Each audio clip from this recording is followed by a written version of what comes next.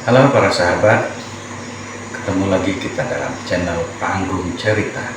Assalamualaikum warahmatullahi wabarakatuh. Jangan lupa like, share, komen, dan subscribe. Tentunya hanya di channel Panggung Cerita.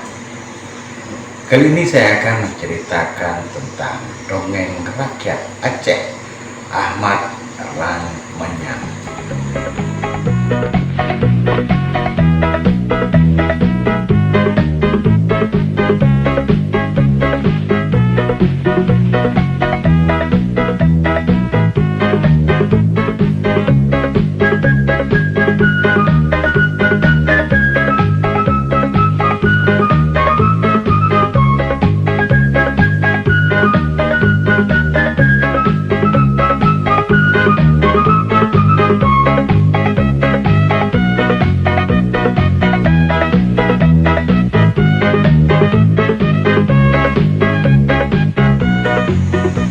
Kali ini saya akan menceritakan tentang dongeng rakyat Aceh, Ahmad Rang Menyang.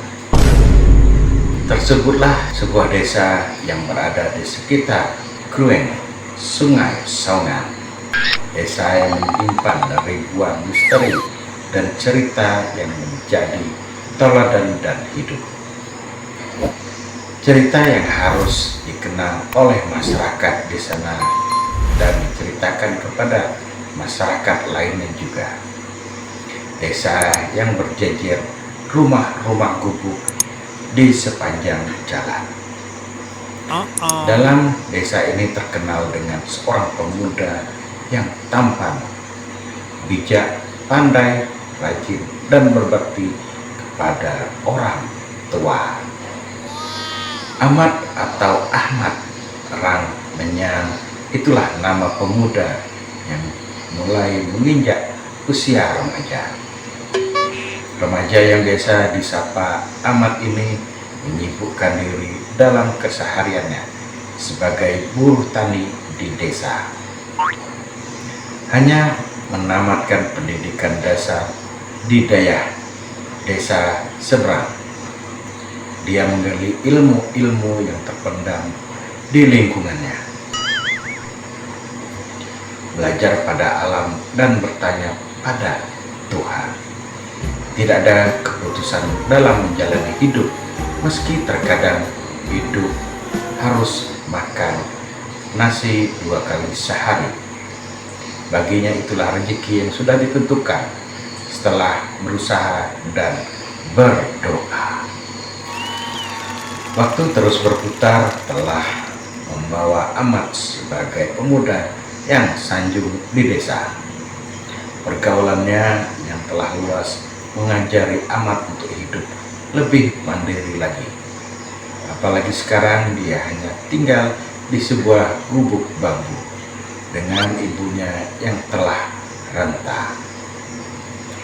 Penghasilan dari buruh tani mulai terasa kurang dan ini harus diatasi oleh Ahmad. Mak, bukan Ahmad tak lagi bisa bersyukur atas rezeki yang telah diberikan Allah. Tetapi alangkah baiknya jika Ahmad mencari kerja di luar desa. Kata Ahmad pada suatu sore pada mamanya sambil menikmati ubi rebus dengan duduk beralaskan tikar tua. Tapi kita masih bisa mencari rezeki di sini, nak. Jawab Mama. Betul, Mak. Bukan pula aku bosan kerja seperti ini di desa. Tapi bukankah berusaha itu wajib? Bukankah kerja itu juga ibadah? Jadi apa salahnya jika Ahmad pergi merantau?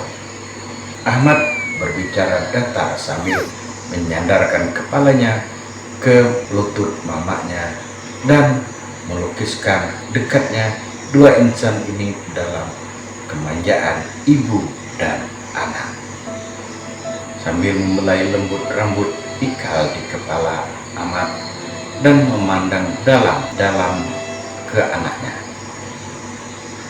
Mak Minah berujar, Haruskah Ananda merantau meninggalkan emakmu di sini sendiri, dalam kesepian dan dalam kepapaan?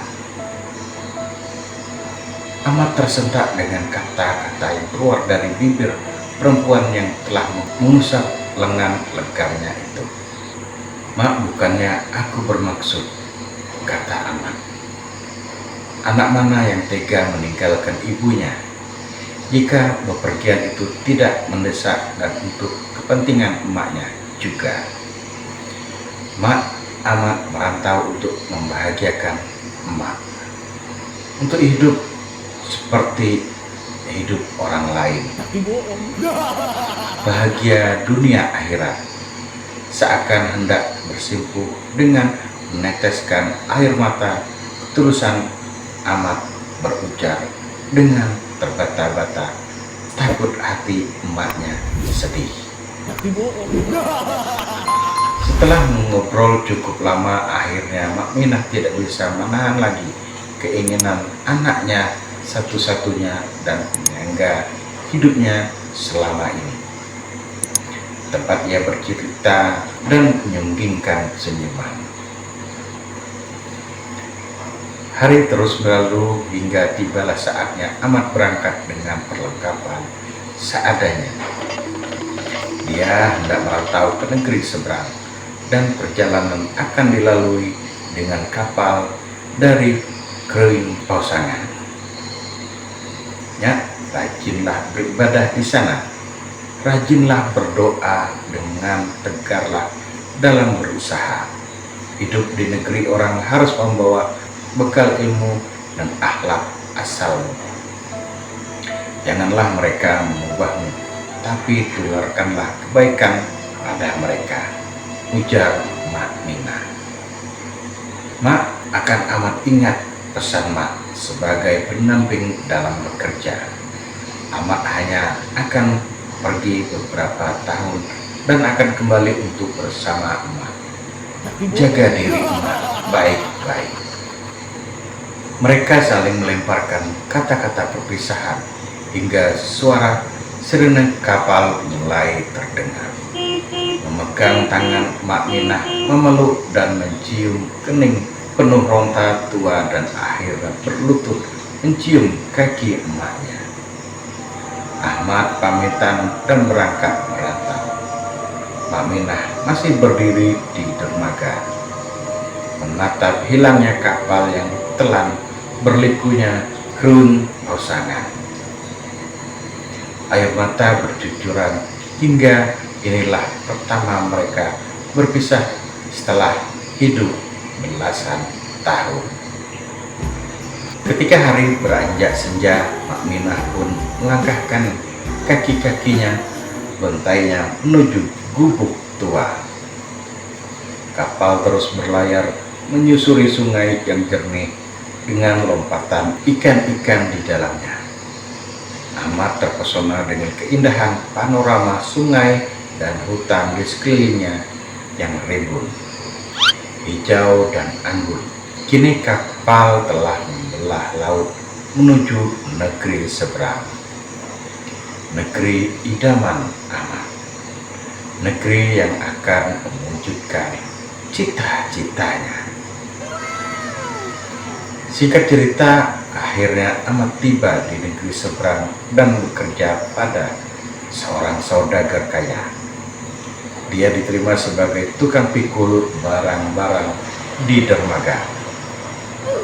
Amat bekerja dengan tekun, berdoa dengan ikhlas, dan mendoakan kedua orang tuanya.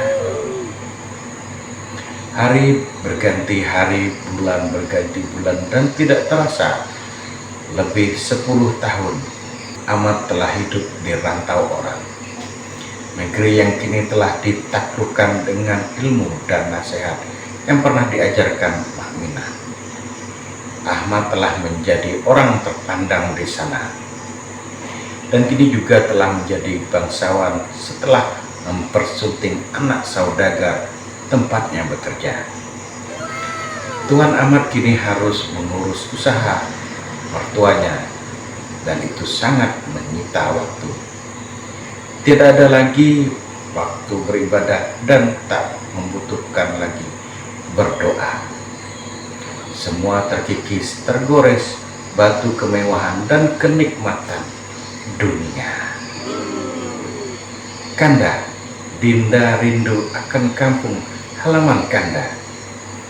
Istri Ahmad berkata dengan kejujuran ketika mereka berjalan di taman yang mewah.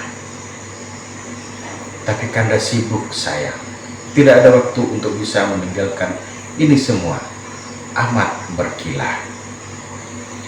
Bukankah Kanda pernah berjanji akan membawa Dinda berkunjung ke negeri Kanda dan bertemu ibunda di sana? Bukankah janji harus ditepati? Istri Ahmad mulai merayu dengan kata-kata yang manis sehingga luluhlah hati Ahmad. Dalam kesendirian Ahmad juga merindukan kampung halamannya, Krung, pasangan, emaknya, dan sahabat-sahabatnya. Setelah semua dipersiapkan, berangkatlah sebuah kapal mewah untuk mengarungi lautan menuju tanah Rencong, tanah kelahiran tuanku Ahmad Ranmanyang. Perlengkapan yang berkecukupan dan pengawal yang gagah berani turut menyertai pelayaran ini. Kanda, inikah yang pernah Kanda ceritakan? Inikah hutan dan sungai yang indah itu? Ujar istri Ahmad dengan takjubnya. Iya Dinda, dan sebentar lagi kita akan sampai di istana Kanda. Ahmad menceritakan kisah bahwa ia adalah anak saudagar dari Bandar Peusangan. Setiba ia di dermaga Krung Peusangan, semua kru dan pengawal turun dan melihat keindahan alam Peusangan. Mak Minah yang mendengar kepulangan Ahmad bergegas menuju dermaga. Tak lupa juga ia membungkuskan makanan kesukaan anaknya. Hatinya berbunga-bunga dan merasa sakit yang selama ini dideritanya seakan sembuh total. Alhamdulillah ya Allah, Engkau telah kabulkan doa hamba ini, bisik lirih hati Mak Minah sambil melangkah lamban ke dermaga. Ahmad sedang bercanda dengan penduduk yang masih mengenalnya dan suara wibawanya. Ketika Mak Minah juga tiba di sana. Ahmad, Ahmad, Ahmad, anakku, panggil Mak Minah sambil menyeruak dalam kerumunan manusia yang sedang menerima bikisan dari Ahmad. Ahmad, lihatlah makmu ini, Ahmad. Mak Minah terus berteriak, tapi Ahmad seakan tidak mendengar, sehingga istrinya berbisik. Kanda, ada ibu tua yang memanggil Kanda. Dia memanggil anak kepada Kanda. Siapakah dia? Bisik istrinya. Kanda tidak kenal, mungkin penduduk baru di sini, kata Ahmad dengan suara yang terdengar oleh ibunya. Ahmad, ini makmu nak, kata Mak Minah lagi ketika merasa sudah berhadap-hadapan. Mak, aku tak punya emak seperti kamu. Orang tuaku adalah saudagar, bukan fakir sepertimu. Ahmad berontak dalam dirinya dan demi menjaga wibawa di hadapan istrinya dan pengawalnya, ia rela tidak mengakui emaknya. Ahmad, ini emakmu, lupakah kamu kepada emak? Tanya Mak Minah sambil menangis. Aku tidak lupa, tapi karena kau bukan emakku, maka aku tidak kenal. Pengawal, tangkap perempuan ini dan seret ia jauh-jauh di hadapanku, perintah Ahmad kepada pengawal. Lalu beberapa pengawal menyeret Mak Minah dengan muka basah air mata. Mak Minah berdiri melemparkan tongkat dan berujar, "Ya Allah, jika benar saudagar yang berdiri di depanku adalah Ahmad, maka kutuklah ia bersama pengawal dan harta bendanya menjadi bukit." Doa Mukminah berhenti ketika petir mulai menyambar. Ahmad tersentak, tapi semuanya sudah terlambat. Doa ibu renta begitu cepat dikabulkan terhadap anaknya yang durhaka, tak mengakui emaknya.